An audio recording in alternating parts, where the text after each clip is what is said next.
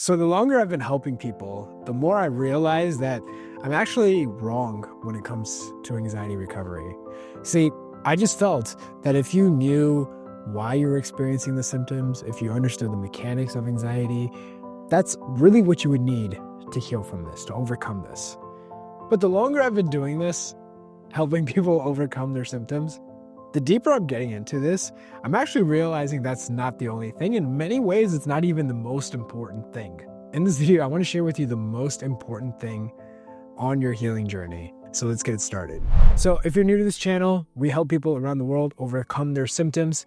I have videos, countless videos, sharing with you why you experience such bizarre, mysterious physical symptoms that the doctors just label as anxiety. And I have a free ebook that lays all of this down, that helps you understand the mechanics of anxiety, the roadmap to recovery, all these different things. You can get the link down below.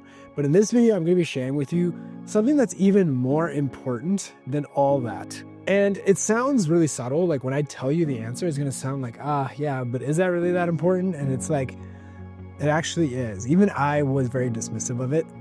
But the longer I help people and the more I see people get stuck in certain aspects or, just struggle a little bit more than they should, it's because of this one thing. And that one thing is your identity. So how do you identify yourself? Identity is the most powerful personality trait you have. So a lot of times what I used to find was when I was helping people overcome their symptoms, I would help them understand the mechanics. I would teach them how to respond to their symptoms. I would teach them how to focus on long-term freedom. But what I would often notice is that they would make some progress, but then they would go back into old ways. As a coach, I used to get very frustrated on this. From my perspective, it was like, hey, you wanted to get better. You're even paying me to get better. Why are you doing all this?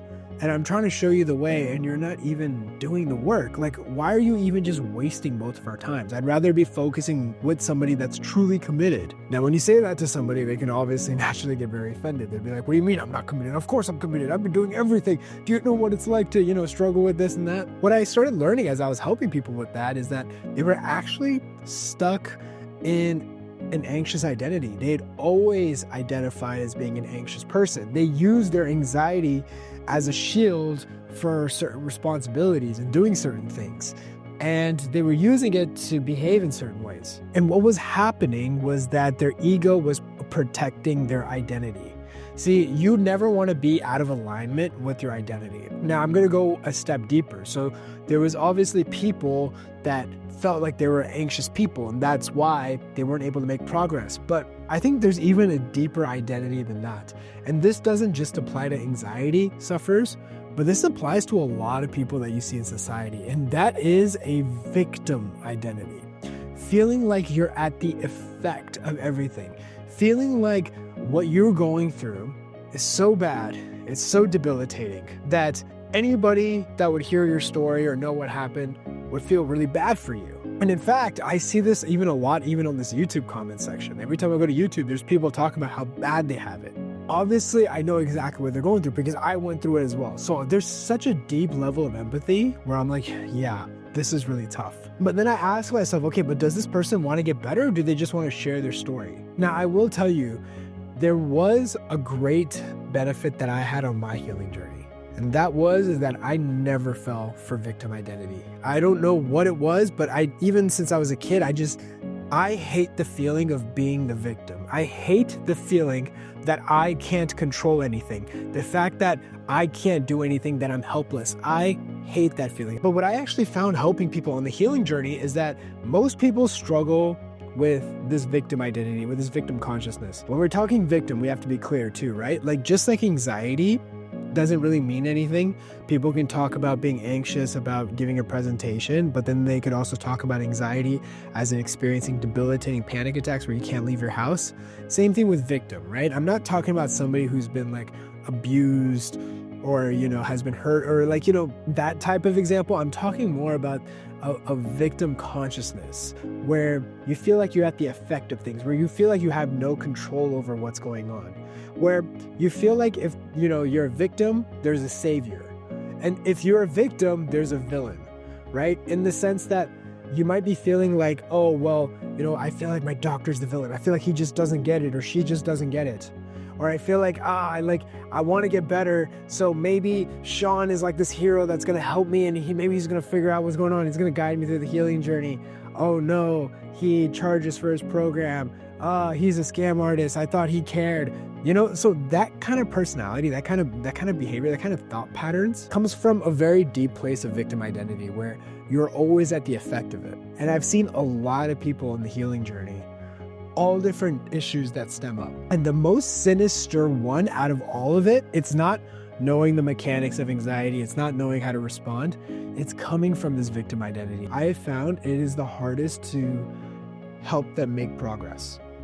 Because no matter what you do, no matter what you tell them, their ego is going to protect their identity. So even if they are making progress, they'll sabotage. Even if they're making too much progress, they'll kind of bring themselves down. The biggest thing to focus on in this healing journey is, how are you identifying yourself in this healing journey? If once you take responsibility of your healing, you will figure this out. It's inevitable. Get mentorship, do it by yourself, hire a coach, get a therapist, doesn't matter. Doesn't matter what it is. If you take responsibility and accountability that healing is in your hands, you will figure this out. It might take a little bit more time. It might be quicker if you find a guide. Doesn't matter, but you will eventually figure it out. But if you feel like you're at the effect of things, that things are happening to you, where you have this story that you've played out on why this is happening to you, and you're very committed to that story, you can do anything. You can do anything and it won't help. You can get the best coaches in the world, but I guarantee you, when you work with them, the first thing they're going to tell you is, hey, you need to let go of this victim identity. And look, I know it's really easy to fall in that trap when you're in the cycle, right? When I was struggling with anxiety, I developed so much helplessness. I tried so many things and it didn't work that I just naturally became scared of trying anything. I was like, why would I even try anything? Because the pain of being wrong was more painful than the possibility of something being right. And so you just kind of develop this helplessness where you feel like you have to rely on people, where you feel like this wasn't fair, where you feel like you fell through the medical cracks, that doctors don't care about you, that therapists don't care about you, your family's supposed to care about you, but even they're getting frustrated with you, so all these things that are going on, it's very easy to fall into that trap. You see people like this all the time in life. Have you ever seen somebody that's didn't have much and starts to get really successful and then blows all their money? I'm sure you've even seen celebrities do that, right? And so the thing is that, money in itself is energy. And sometimes people have a hard time retaining that. They're not used to coming from a place of, having abundance when it comes to money. They might have, scarcity issues. And so what happens is even when they get a lot of the money, they blow it. And so this is very important. And the truth is that I don't share this stuff so much on my channel. And the reason why isn't because I'm trying to gatekeep or hide this from you. But sometimes I get concerned. I'm like, these are very important things, but will you get it? Will you understand? Or are you so hyper-focused on your symptoms that you won't even look past them to see what I'm talking about here? Because look, when I was dealing with my symptoms, all I cared about was eliminating the symptoms. So if somebody started talking to me about identity or all these other things, I'd blow it off. I'm like, what are you talking about? I'm just trying to feel better right now. So I understand that. But if you're on the healing journey and you're making progress, do an audit and ask yourself, what is my identity around this? Is there some level of me that's comfortable where I'm at? Now, you might be thinking, no, Shaan, I'm not comfortable at all. These symptoms are terrible. I'm not talking about that. I'm saying, is there a comfort? Is there a familiarity where you're comfortable in the familiarity, right? You can still be familiar with these sensations and bring yourself back in the state because it's familiar, even though you're struggling, even though it's unbearable. Right? People will always choose a familiar chaos, right? Because it's familiar. But, the chance of going into the unknown and getting freedom is very scary, right? Why? Because you're going into the unknown. And our nervous system isn't designed that way. Our nervous system isn't designed to go in the unknown, even though the best things in life come from the unknown. Even if you're here, even if you're miserable, at least you're safe. Even though this sucks, you don't like it, you're safe. You're still alive, aren't you? So that's all that matters. You want to do an audit of that. And we share a lot of this in the mentorship. But, when people are just naturally struggling with such intense symptoms and they don't know what's going on, they don't realize this. And what's even more interesting is that even if they're not struggling with these symptoms, it's hard to know that you're doing this. It's very tough to do an inner reflection and be like, oh my God, I'm acting at the effect of this. I'm reacting to everything. I'm not taking accountability. I'm not feeling empowered. I feel like, this is everyone else's fault. And, I got the short end of the stick. My biggest focus right now is, okay, what can I do now to get better? What can I do? It's very empowering, right? Life isn't happening to you, it's happening for you, right? Tony Robbins says that. I think I heard it from Tony Robbins. He also says, what else can this be teaching me, right? Very powerful stuff. There's simple things.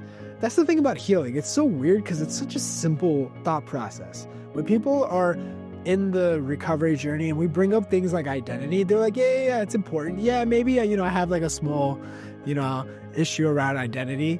And, I'll make that adjustment, but I don't think it's going to be that big of a difference where it's going to help me overcome my symptoms. And lo and behold, these small mindset shifts make a huge difference. And it's so wild. Recovery is empowerment in so many ways. And I don't want to sound like some self-help person or anything like that, but the more I've been doing this, the more I've been helping people, I'm starting to see that, those aspects are correct. And it's very easy to dismiss them because they sound silly and they sound, so much like fairy tales and stuff like that. But there is some truth in these things. And so much of it is things like identity. And if you would have told me when I was struggling with anxiety that this was an identity issue, I would have been like, yo, like you have no idea what you're talking about. You're going to tell me this is an identity issue when I'm struggling with such intense symptoms? I'm not saying this is an identity issue, but I am saying that your identity can be a block for your healing journey. It can be a huge roadblock. It can be a huge bottleneck. This is just one thing to address on the healing journey. Of course, you want to understand the mechanics of anxiety. You want to know how to respond. You want to be consistent. You want to be around people that are actually healing. You want to normalize what you're going through. You want to do all these different things. But identity, I'm telling you, is like one of the most important things. So I hope this video helps. If you want to know more resources, click the link down below, including that free ebook. You can also apply for mentorship. If you want to know the 5 steps to overcoming anxiety from the long view, really understand the steps, like the symptoms and all that, make sure to check out this video up here. Thanks for watching. I'll see you in the next one.